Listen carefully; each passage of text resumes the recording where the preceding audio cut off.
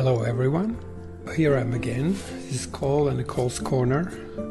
Today I will be covering lessons from 27 of A Course in Miracles and just simply sharing my experiences and the things that work and then the things that could perpetuate the illusions of transformation for a long time.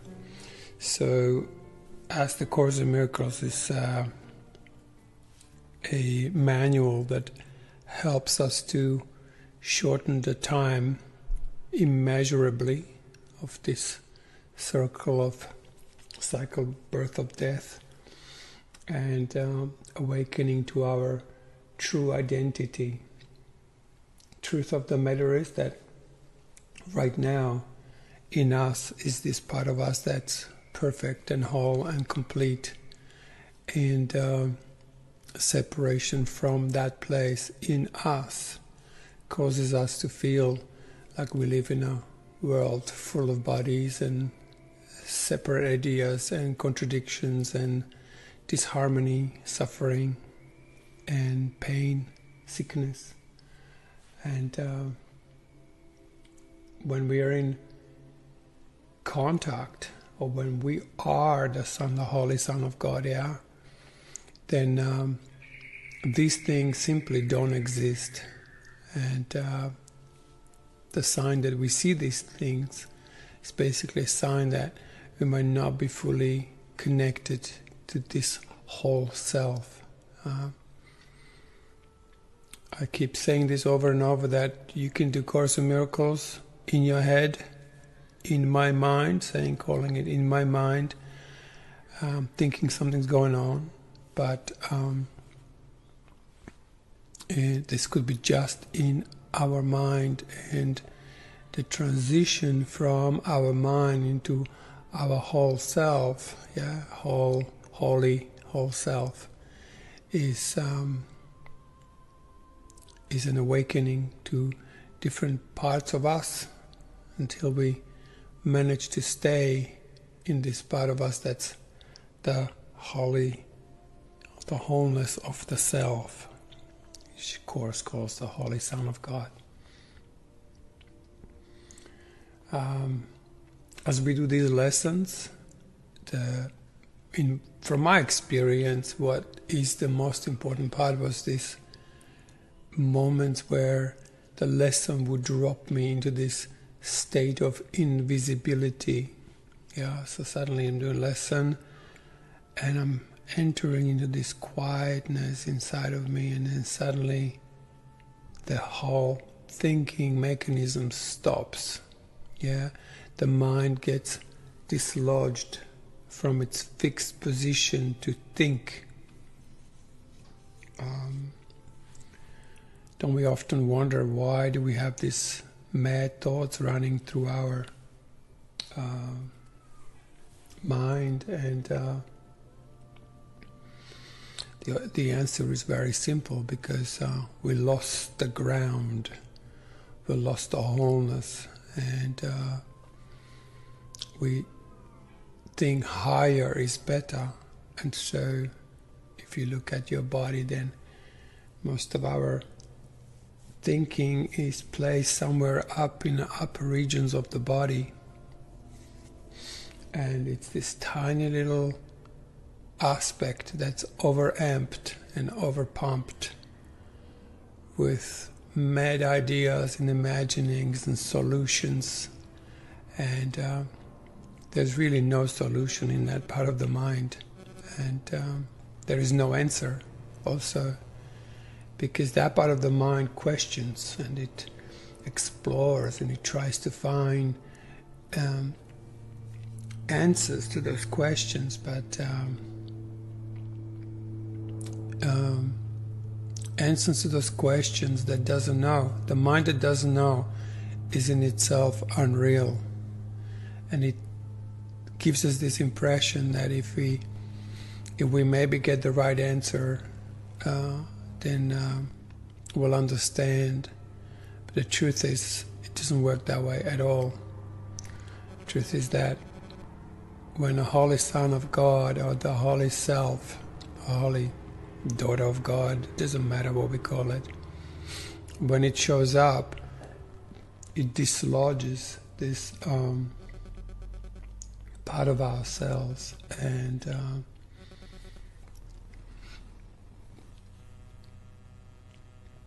the thinking as we knew it begins to vanish,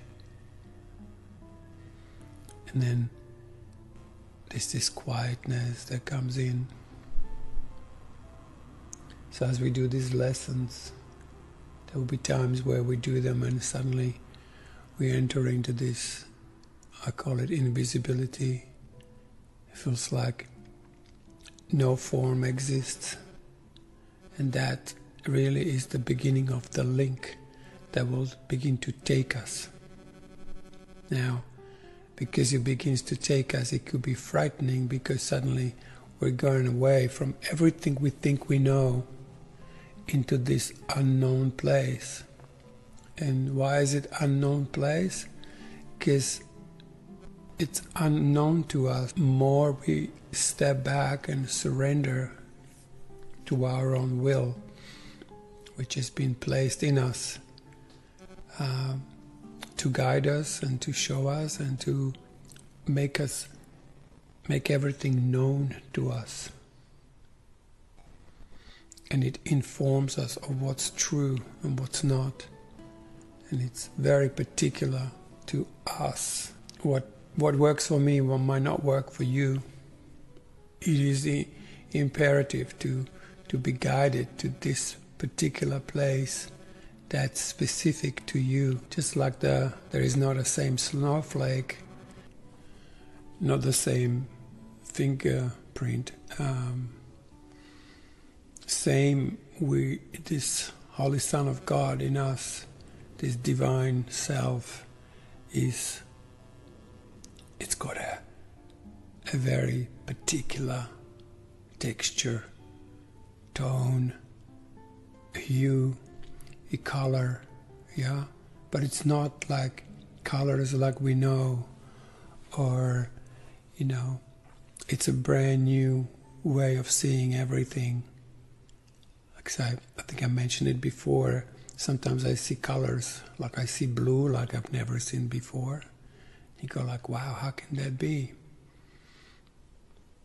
And it's like this birth of the new that happens in us that constantly creates a new reality that hasn't been seen before. It's always this, so there's like a surprising element in it.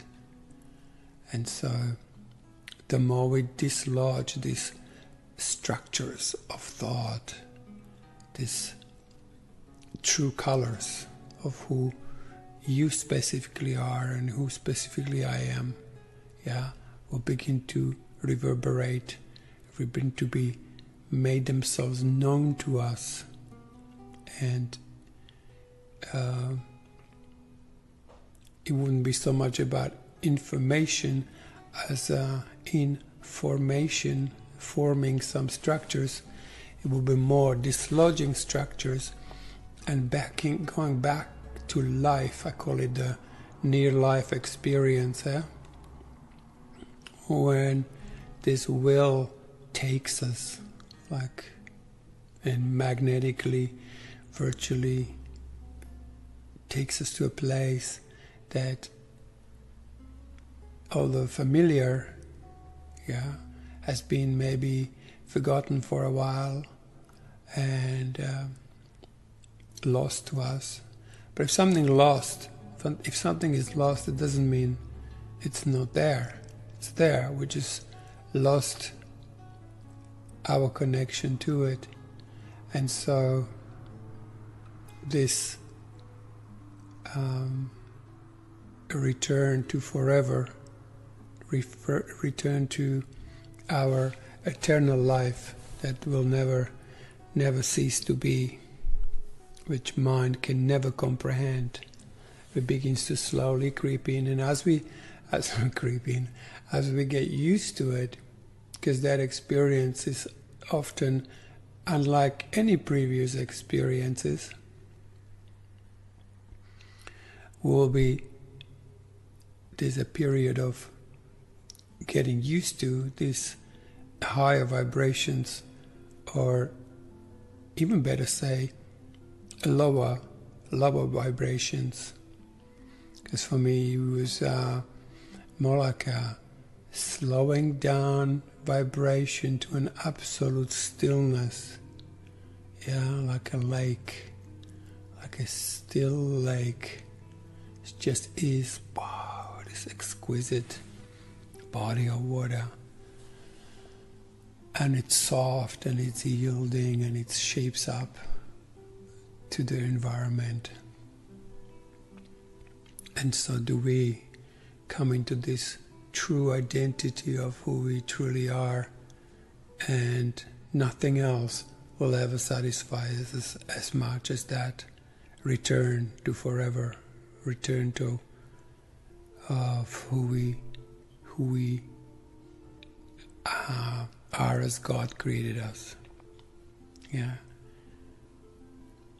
The misperception of God creating us in His own image is can be a confusing idea, because we think it's got something to do with form, as we know form,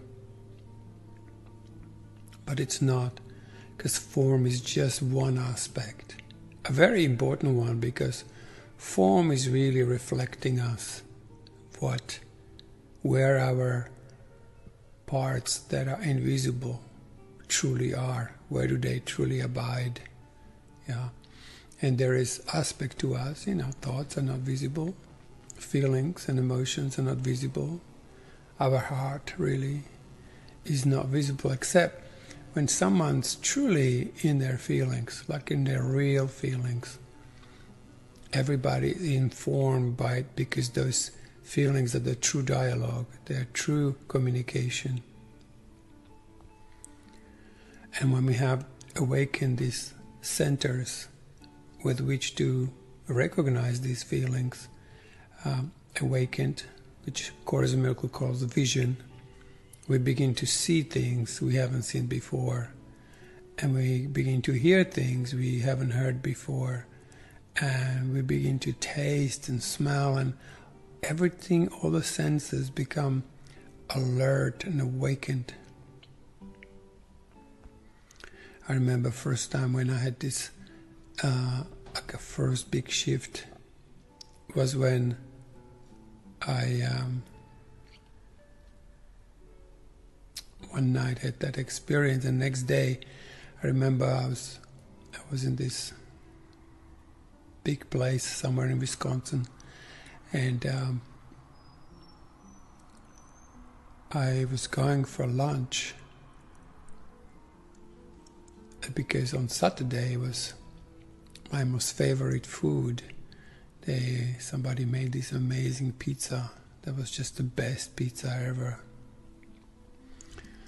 And I'm looking at everything, I'm going like, wow, everything's completely different. I'm perceiving this reality with new eyes, and every little thing I looked at was so significant, so beautiful. And I go like, wow, I'm in some kind of fairy tale almost. It's like one of those worlds that only movies can be made to remind us of this, because they can use that technology to make imagery that we're not used to. And I remember walking to this place where that famous pizza was awaiting for me. And I remember opening the door, and the putrid I smelled was just mind-blowing. Suddenly this food that was my favorite just smelled like, not really well clean toilets. I'm going, wow. I immediately closed the door and took a breath of fresh air again, which was so divinely attuned to my freshly awakened senses and sensuality, and that sense of wonder. And trees were like leaning towards me. I don't know if you've seen that crazy movie called Lucy. Luc Besson beautifully portrays actually an awakening of a person. It's a crazy movie, and if you can even stay through the first 20 minutes of it, it's just like terrible.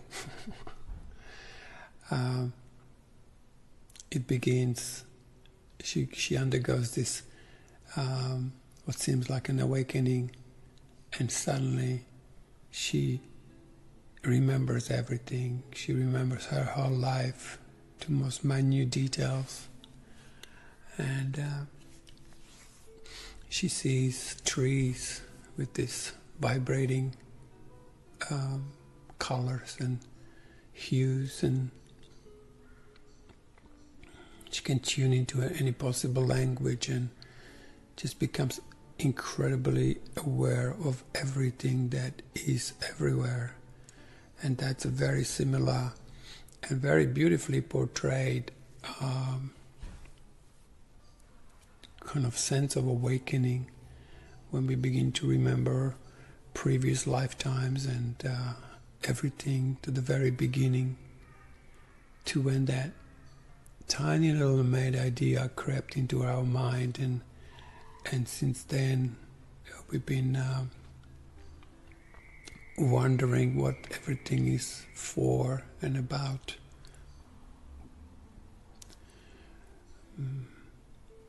And in that moment was that decision made, and that decision is affecting us ever since. Yeah.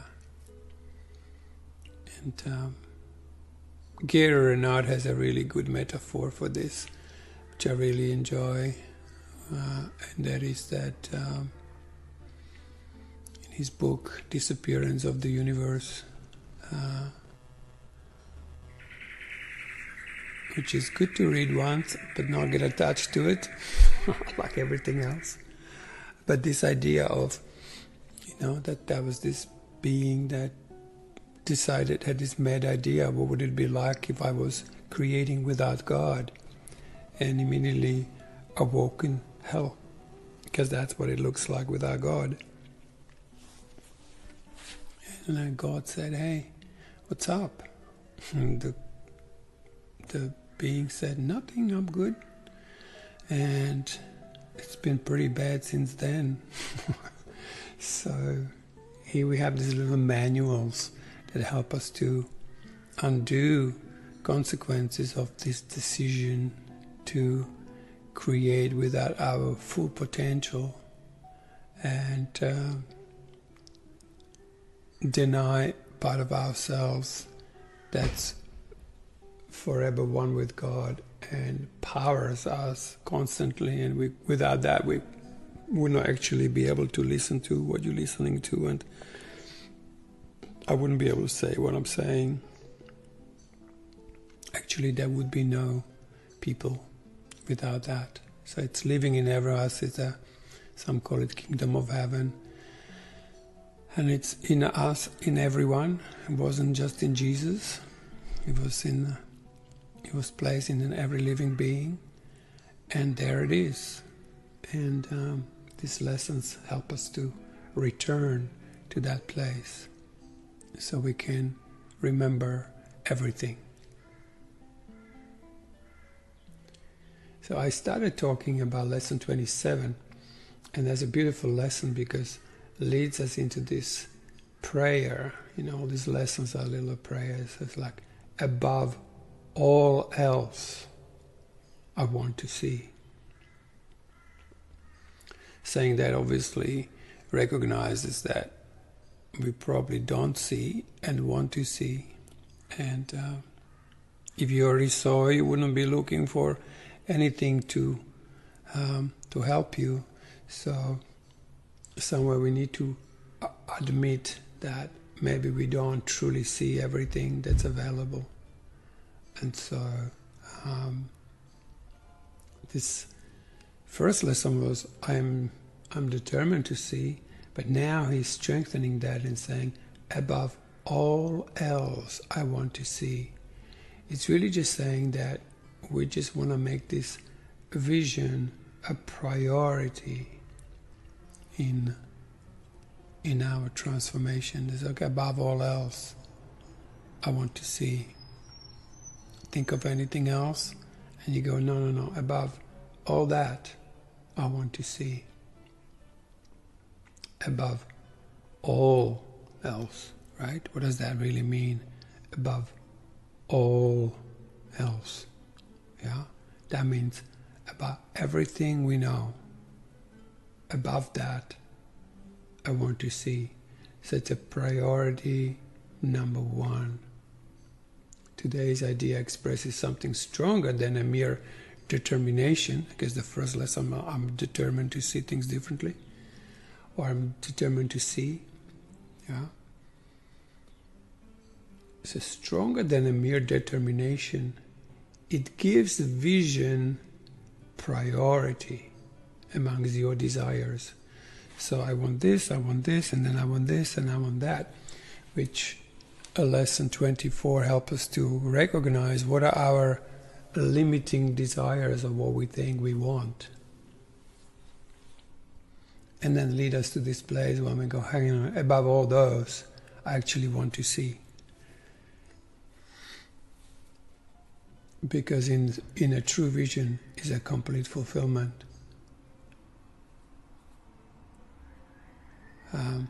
You may feel hesitant about using the idea on the ground that you are not sure you really mean it. This does not matter. The purpose of today's exercise is to bring the time when the idea will be wholly true a little nearer. I'll say that again. When the idea will be wholly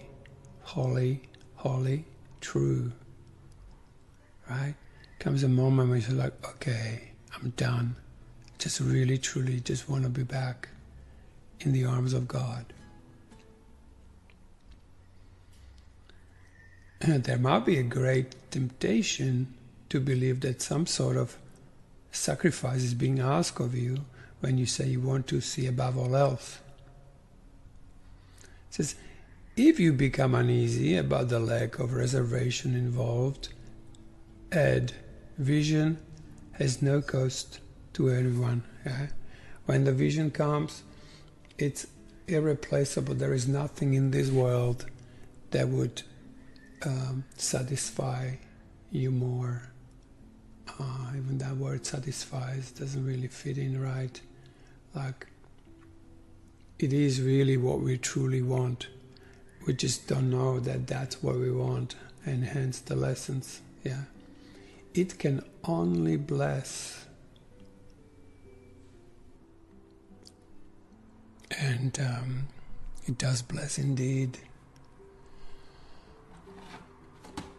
So I had to enter in here because I was recording and I was just checking this out, and I don't know, had some kind of mobile interference suddenly going in. And so I'm just recording over it, and I don't really remember what I ever said. And that's why I enjoy listening to my podcast, because sometimes I go, God, that's really good. And sometimes I go, where was I? I was talking about this. And obviously, it's this art of trying to share what it's very difficult to share. I have a capacity to share much better when I'm in someone's immediate vicinity, that we're close to each other physically, and that I kind of can feel deeper into a person. And at the moment, I'm pretty much talking to an audience all over the world where I have no idea where they at, what they do. I'm simply sharing my love for this course, my love, absolute love for these lessons. And for so many years I was reading these lessons and I was wondering what it all means, and it's such a blessing to be able to really be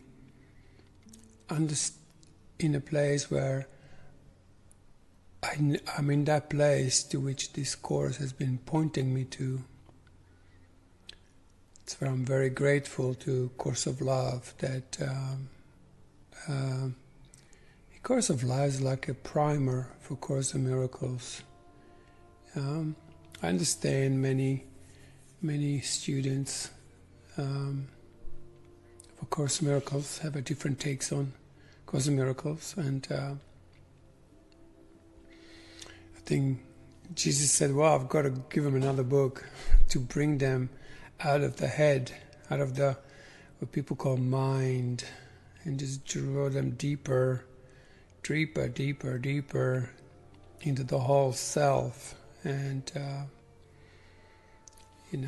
I say this over and over, that mind means our whole mind, and that whole mind has thought, feeling, emotion, motion, life, and physicality as a manifestation of all of that, all in one.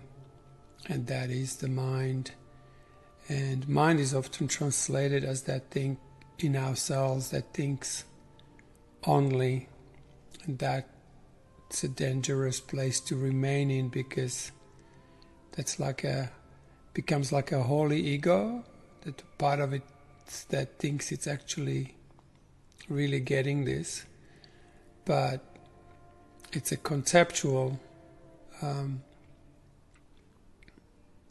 attitude. And Course is very clearly says, it's not about concepts, it's about an experience. Seek only that, and do not let this theology or these ideas to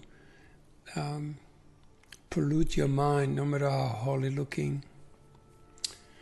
So anyway, hopefully that interference just finished now, and I'm gonna see if I can splice this together with what I was saying next, which has a lot to do with image making and how we constantly creating, even out of holy experiences and transformational moments and holy instances, how we change reality, but then we also want to lock them in. So I'll continue on that subject. Even when we have awakenings, we begin to make new kind of self-images in that too. Images of wholeness and images of love. And the thing is, we gotta learn and train our mind to not lock onto it. Oh, I am this now. No, you're not.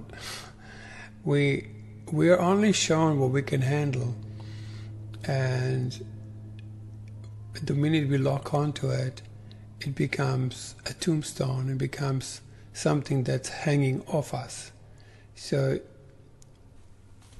to learn to give it away and let it go and see what's the new, because it's a constant rebirth to a new reality.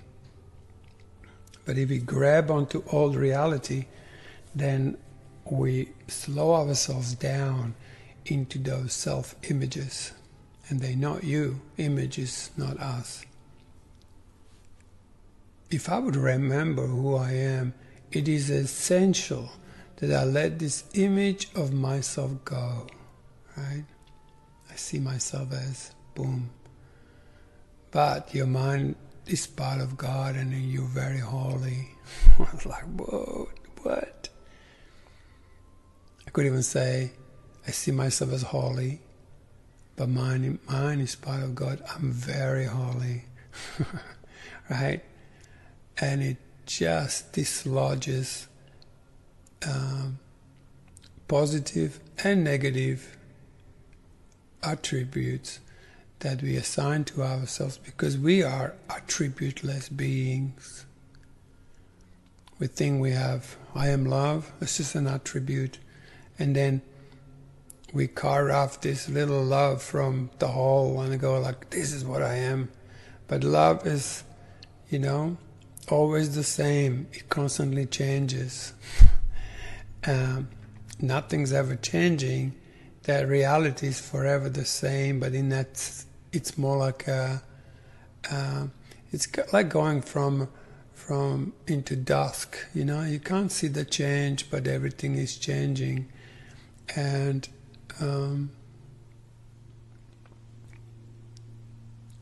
so it's that kind of constant flow of freshness. It's like a mountain stream that just keeps coming with the fresh and fresh and fresh water, and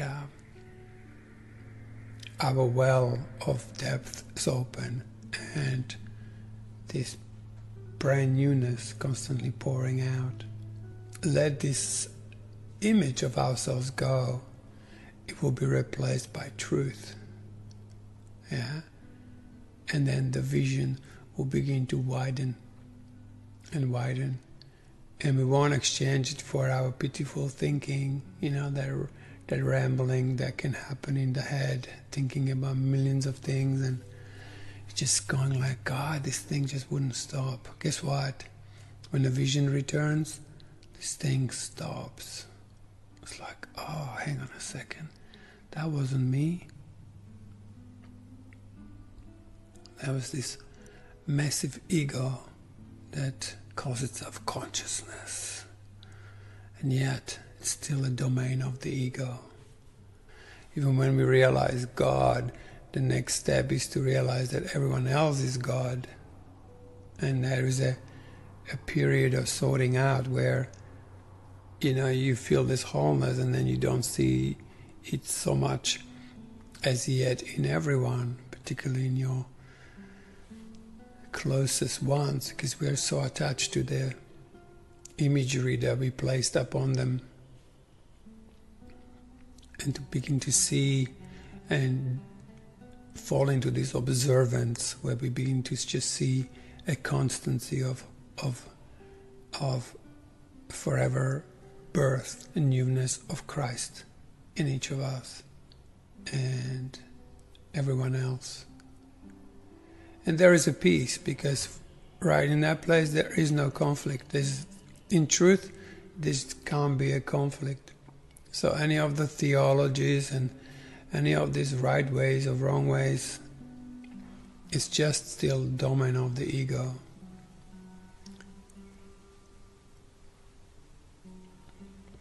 And then he finishes saying, and with this vision I will look upon the world and upon myself with charity and love. And so then comes the next thing, next lesson 28, that says, above all else, I want to see things differently. Right? So now it's a good thing to have a look at all the things that we attribute ourselves with, what's really going on in your life? What's that thing that's going on? Yeah? Often certain feelings, like, oh, I'm feeling this and I'm feeling that. It's like, above all else, I want to see this feeling differently. Yeah? It's like, what's behind every thought, behind every image, there is a miracle. Right? Because image is something that we nailed onto the cross. Oh, this is a tree. Oh, this is that. Oh, this is sickness. Oh, this is pain. Oh, this is that. Yeah? They're all frozen images that are somewhere nailed in us. And instead of creating new reality, we dragging back forever these historical events that we call karma.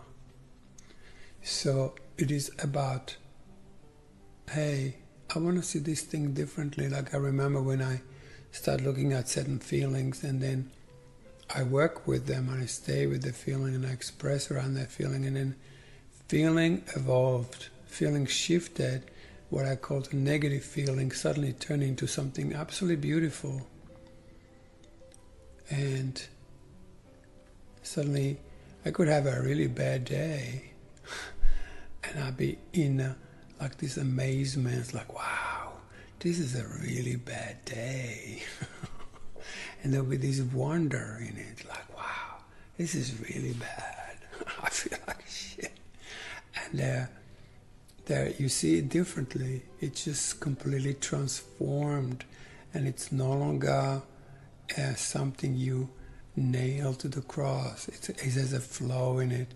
It has peace in it. It's different.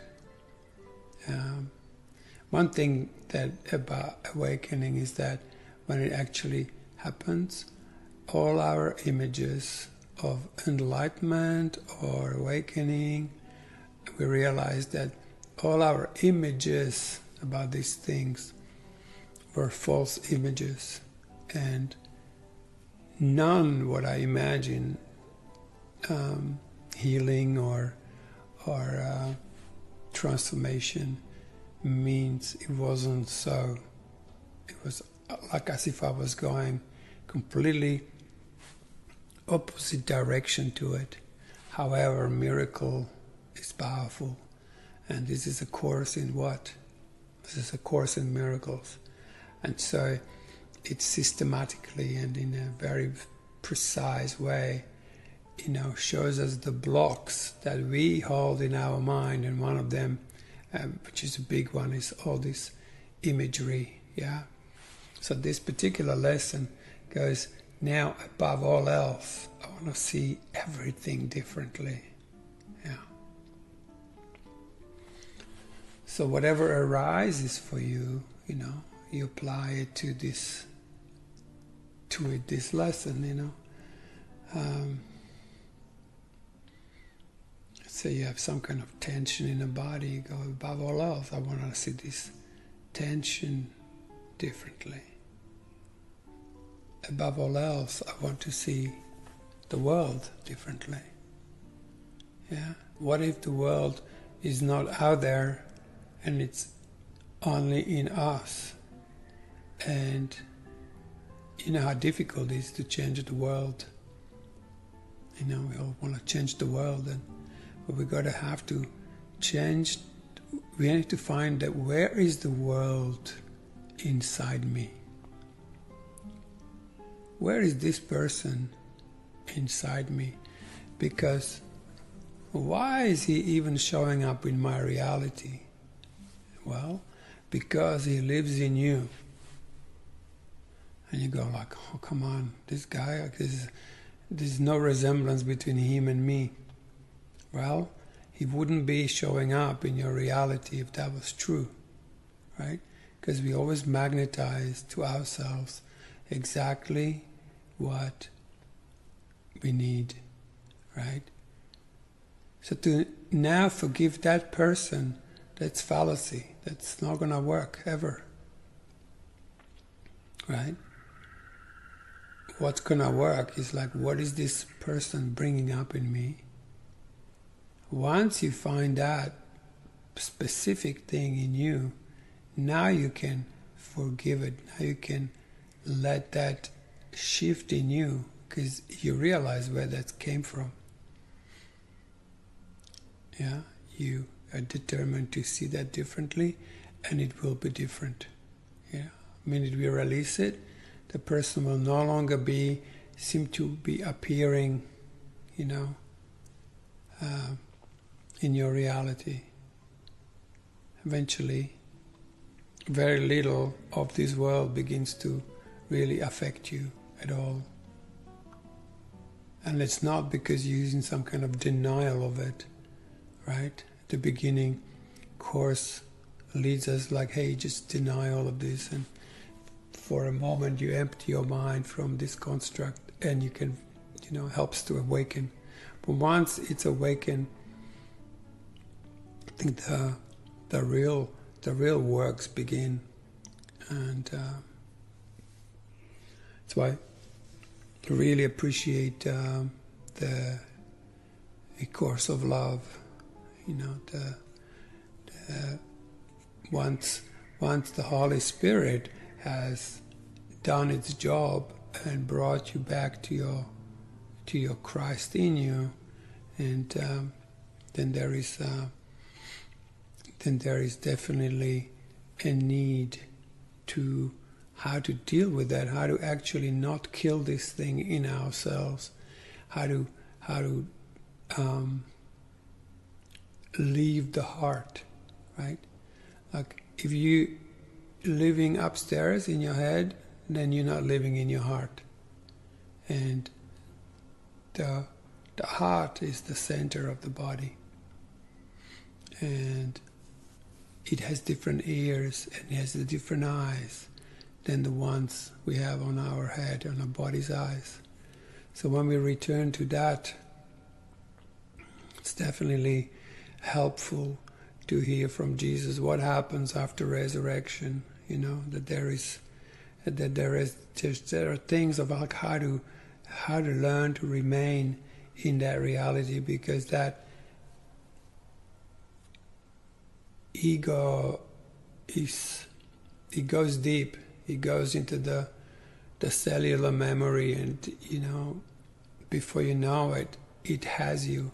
It will even steal your awakenings, and it has to be an experience like, I had an awakening, and eventually ego was sitting there going like, what did we actually do to get this? Remember?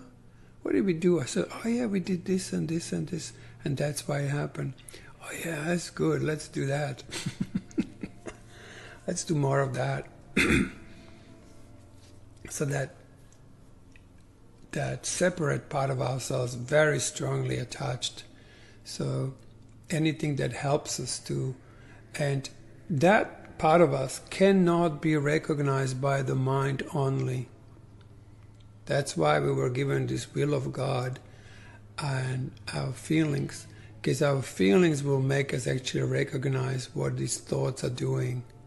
And without that, we can see God in our mind, and in my mind I am Holy Son of God. It's just a made-up story. It's just another illusion, like a spiritual illusion. So unless we have this part of ourselves that's will of God awakened in us,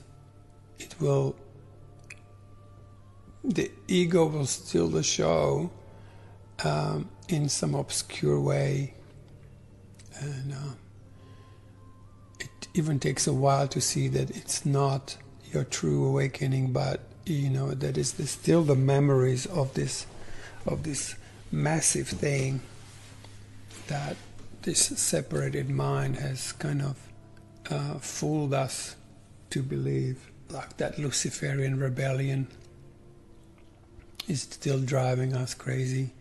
And the only thing that can recognize this lovelessness in our mind is the feeling. But the mind has developed this incredible defense system, and anything with feelings, it will go, we're not going there, right? And even made up this whole part of us itself, actually, called false feelings. And so most of the people have, when they say, oh, I'm feeling sad, or I'm feeling this, or I'm feeling that, actually, in most cases, tapping into this a false imagery called feelings. When I work with people, I was like, how are you feeling? First thing, they just zoom into their head. You can see it. They look up to the ceiling and go, blah, blah. I go, well, that's not a feeling. That's a thought. And I have, this is my theme that I always talk about. Then I say, hey, that's not a feeling. That's a thought. Oh, then they drop into this deeper thing called, but they're still in their emotional body, and tears are flowing, and they're going like, oh, my mom never loved me, and blah blah. I go, darling, sounds good, sounds very impressive.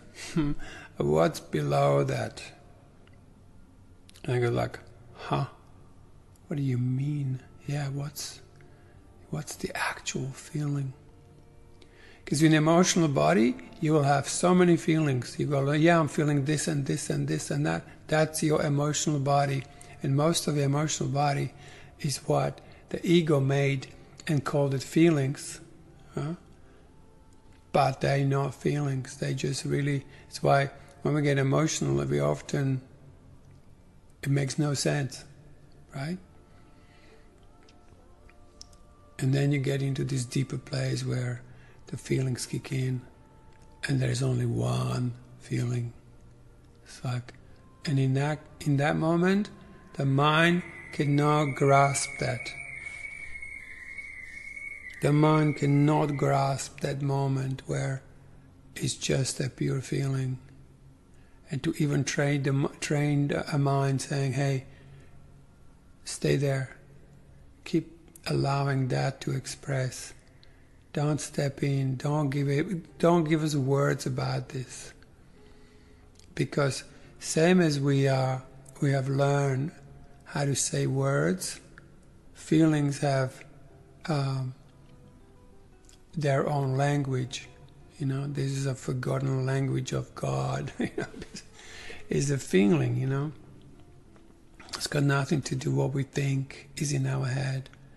So when we talk, we actually can't be in God, because like it says in the lesson, I think 45 or 6, it says, perception is not an attribute of God. His is the realm of knowledge. And the feeling part of ourselves is not God, but is that part of us that without which there's no way we can truly recognize God. Like I said, we have these 4 elements in us, right? One is thinking, one is feeling, yeah? Those are very different qualities, yeah? One is electric, the other one is magnetic, and then that creates the magnetism, which is the actual manifestation of love, the heart, yeah? And then there is a form that will manifest that reality. That's why I say body and physical reality is a very, very important aspect. Otherwise, we wouldn't be finding ourselves here. People often call it illusions, but that's in itself an illusion, because we need the body to show me what my thoughts are doing. And emotions will divert us, right? But we train ourselves to step back and let the feeling lead the way, let the feeling express and reflect to us what the mind is doing. Yeah, that will ignite the heart. And if we can learn how to not cut off from these true feelings, not the false feelings, the true feelings, that will create a sustained Christ experience. That's why Jesus often talks about the honesty, one of the first few attributes of a teacher of God is honesty, because he's absolutely honest about everything. There's nothing in him that he would want to hide, even if he could. And to be honest, one has to, it's a feeling thing, honesty. Yeah. We align with our true self, with the whole being, and just say what's really there. We have nothing to hide. Everything's open. And it's that openness, because it's not what we hide, it's that we hide. Hide, we actually withholding something, and at the same time we withhold our heart. That's why necessity to have this Christ in us, to basically grow like Jesus did, like first it's born, and that's the idea of Christmas. First it's born, and that's going to grow in us. And a little bit of help from our friend here is someone who's done it is essential. And so this Course in Miracles helps us to, connect to the Holy Spirit, who will bring us to this Christ in us. But then after that, Course in Miracles says, at some point the Holy Spirit's job is done, and then the rest of it, is learning to live in the time of Christ. And when we learn how to truly live in the heart, moment to moment, and let our heart teach us. And beautiful thing in the Course of Love is Jesus says, just for a while, just resign as your own teacher and accept me, because I can show you what you need to do next. And that's the learning in the time of Christ. And then at some point he goes, and now I resign as your teacher, because there is no difference between my heart and your heart, because we are brothers. After all, we're the same. But he helps us to return us to that where heart learns how to grow and fully express until it grows into this complete, unshakable, sustained expression of itself, which is here I go, which is that's better, because it's attributeless. If you can name it, it's not it, right? The poets tried, the writers tried, the artists tried. This is something you can never grasp, because grasping is exactly what makes a tombstone out of it. It's liquid, and you can never catch it, and it's always there. So this lesson helps us to dislodge all these images and all these structures that we made up in ourselves, yeah? The world I see holds my fearful self-image in place and guarantees its continuance. While I see the world as I see it now, truth cannot enter my awareness. I would let the door behind this world be open for me. Yeah? How do we open the door?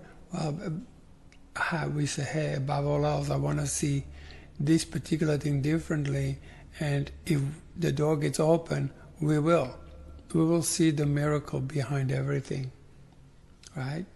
But there has to be this intent, which is the number one. If you have a problem with the word Holy Spirit, which I did, so I'm obviously projecting that onto the world. For me, intent to heal in every situation, to find love, no matter how it looks, is that intent to find love. And intent to find love will find love. You can just say, I want love. I have intent for love. And then you don't know how that's going to manifest. You just step back, and it's the minute you truly desire it, there it is, and it begins to take over. And that's the part I talk about. It takes a little getting used to, because when you find yourself in this sustained Christ consciousness, it oozes you. It's doing you. It's like you're not doing it. It's taking you to greener pastures, and suddenly the colors are different, and grass is greener, and everything is like a wow moment. Wow, is this really happening? So I would let the door behind the world be open, Above all else, I'm determined to see this world differently. And when you truly desire so, the world will change. It's like that day when Jesus walked up into my place here and went, "You ready?" Like, undoubtedly.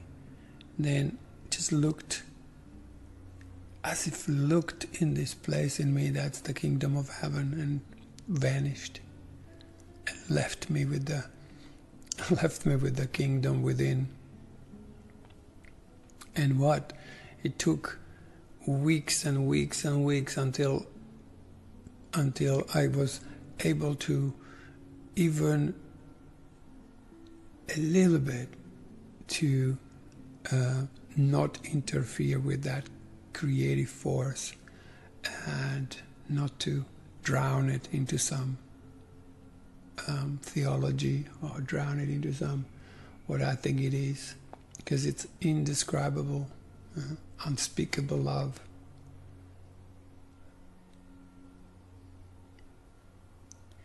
And I'm basically expressing it until it somewhat transfers its essence. And again, to have a mind that is trained not to imprison it again, and not to become the jailer of this Son of God, this light we are. Let the door behind this world be open for me, that I may look past it to the world that reflects the love of God. And then he goes, God is in everything I see. Right? It's a true statement. God is in everything I see. Because if I'm determined to see things differently, I will. And then when that happens, we'll see God in everything we see. When our head is full of perception and we look at some things and they just like how we made them up, we won't see God in it, although he goes, keep practicing it. Just keep practicing it. It's a good thing. But once the door opens and you let all your images of this world to be replaced, you will see God in everything you see. So it gives you this exercise, God is in this coat hanger, and God is in this magazine, and God is in this finger. It's obviously not in how you see it, but what vision will show you, right? So it's about awakening this inner vision in this systematic way, where he's going to show you all the blocks, how you keep this vision away from yourself. One of those main ones is holding grievances, holding attacks, holding little annoyances. It's like, oh God, so slow today. That's just like an attack upon yourself, Oh God, I'm late again. The little complaining energy, that's one of the greatest blocks, because we're constantly attacking this vision of seeing, that God is in everything I see, God is in my slowness. God is in my, how I perceive my feelings, God is in everything I see. The idea for today explains why you can see all purpose in anything. It explains why nothing is separate by itself or in itself. And it explains why nothing you see means anything. In fact, it explains every idea we have used thus far, and all subsequent ones as well. Today, idea is the whole basis for vision. he will probably find this idea very difficult to grasp at this point. You might find it silly, irrelevant, senseless, funny, even objectable. Certainly God is not on a table, for example, as you see it, right? Even if you call it table, right? You just nailed it to be this. And now you can't see God in it because you decided what it is. Yeah? If God is attributeless, then you can't call table a table. Yeah? Well, you can, but you will definitely not see it. So, yet we emphasized yesterday that the table shares the purpose of the whole universe. And what shares the purpose of the universe shares the purpose of its creator. So then, today, begin to learn how to look at all things with love, appreciation, and open-mindedness. Yeah? Put a little doubt in all these things we believe everything is. It's like, maybe it's not like that. That's why, if you have a friend and you want to do something very, very cool, I find this very powerful, is to, sit down and say, hey, what's God? The person will say, God is love. Thank you. And then you say, what isn't God? That's a good question, isn't it? What isn't God? And then the person will come up with something. Doesn't matter what they say. You say, thank you. Then you go, how do you know? And they'll probably say they don't, or they explain it to you. And you go, thank you. And you start again. What is God? And the person will say, just this amazing thing. Say, thank you. And what isn't God? Because even most positive attributes, if God is attributeless, is love, but again, it's just like a made-up attribute that we had to kind of give to ourselves because perception loves to nail things on a cross and say, now I know what everything is, and now I feel safe in this environment because this environment makes me safe. But it's really a false safety. And so you just keep doing that, and eventually swap over, maybe do 5 minutes each, or 1 hour each, and then be present for the other person, and they'll give you to name all these images that you even forgotten that you made of God, even as a child, and you will let them go. And when your cup is empty, it can be filled in with a fresh new light because it's brand new now. And many times, if our mind is filled in with past images, we miss this, We don't see God in everything as it is now. We don't see, see nothing as it is now. God is in everything I see. Behind every image I have made, the truth remains unchanged. Behind every well I have drawn across the face of love, its light remains undimmed. Beyond all my insane wishes is my will united with the will of my Father, with the will of my Father, And God is still everywhere, in everything, forever.